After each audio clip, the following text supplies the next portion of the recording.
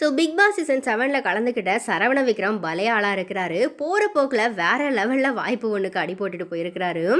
So இந்த big pass season 7ல் இருந்து இந்த வீக் பார்த்தீங்கன்னா சரவண விக்ரம் தான் வெளியேறினார். அவர் வெளியேறினதுக்கு அப்புறமா மேடைக்கு வந்த விக்ரம் சொன்ன ஒரு விஷயத்த கேட்ட கமலஹாசனே பார்த்தீங்கன்னா எனக்கு இது தோணாமல் போச்சே இந்த மாதிரியா சொல்கிற அளவுக்கு பார்த்தீங்கன்னா ஆக்சுவலாக விக்ரம் நடந்திருக்கிறாரு. ஸோ பிக் பாஸ் வீட்டில் இருந்தப்போ விக்ரமை கலாய்ச்சவங்க கூட அவர் கிளம்புனப்போ கமலஹாசன் கிட்ட சொன்னதை கேட்டு இப்போ வியந்துட்டாங்க. பார்வையாளர்கள் என்ன கமலஹாசனே கூட பார்த்தீங்கன்னா விக்ரம் சொன்னதை கேட்டு பயங்கரமாக வியந்து போயிட்டாரு. டைட்டில் கிடைக்கலனா கூட பரவாயில்ல, தான் ஆசைப்படுற அடுத்த விஷயம் நடக்கிற வகையில் வழிவகை செஞ்சுட்டு கிளம்பியிருக்கிறாரு விக்ரம். ஸோ உலக நாயகன் கமலஹாசனோட சேர்ந்து ஒரு படத்துலையாச்சும் நடிக்கணும் அப்படிங்கிறது தான் விக்ரமோட ஆசை. அந்த ஆசையை அவர் கமல் கிட்ட சொன்ன விதம் தான் ஆண்டவர் உட்பட எல்லாருக்குமே பிடிச்சிருச்சு.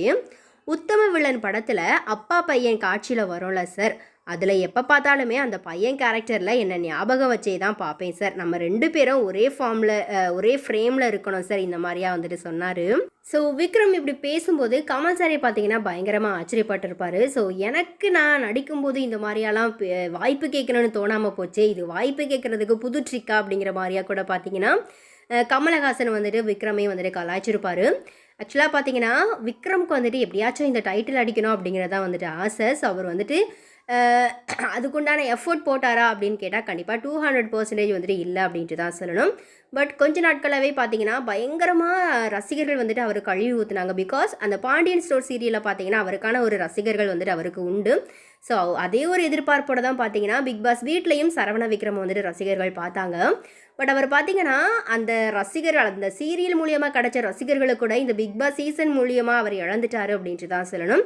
பட் அதுக்கப்புறமா பார்த்தீங்கன்னா இவர் எப்படியாச்சும் வெளியே அனுப்பணும்ப்பா, சும்மா ஏன்ப்பா உள்ளே உட்காந்து பார்க்குறாரு, நம்மளாம் வெளியே உட்காந்து பிக் பாஸ் பார்க்குறோம் அப்படின்னா இவர் உள்ளே உட்காந்து பார்த்துட்டு இருக்கிறாரு. இந்த மாதிரியான அதிகமான நெகட்டிவான கமெண்ட்ஸை தான் வந்துட்டு விக்ரம் அதிகமாகவே சந்திச்சிருப்பார். அதுக்கப்புறமா பார்த்தீங்கன்னா திடீர்னு ஒரு நாள் விக்ரம் வந்து கேமரா முன்னாடி போய் நின்று சொல்லுவார், Bigg pass season 7 title winner Saravana Vikram, இந்த மாதிரி அவர் சொல்லுவார்.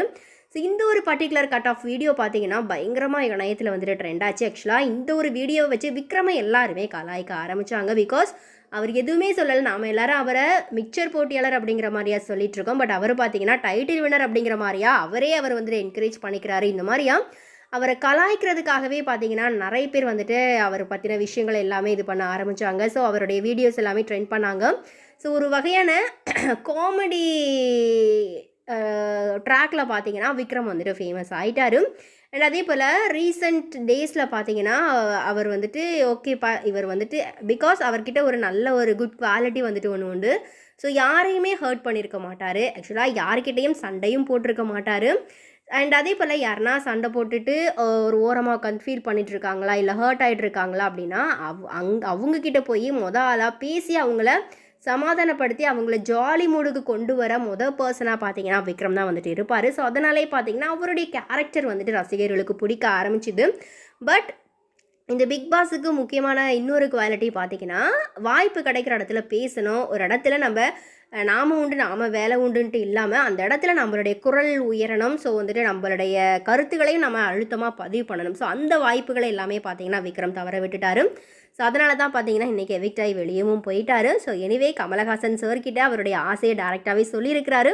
ஸோ வெயிட் பண்ணி பார்ப்போம் எதனா சான்ஸ் அவருக்கு கிடைக்குதா அப்படிங்கிறத. ஸோ இது பற்றின உங்களுடைய கருத்துக்களை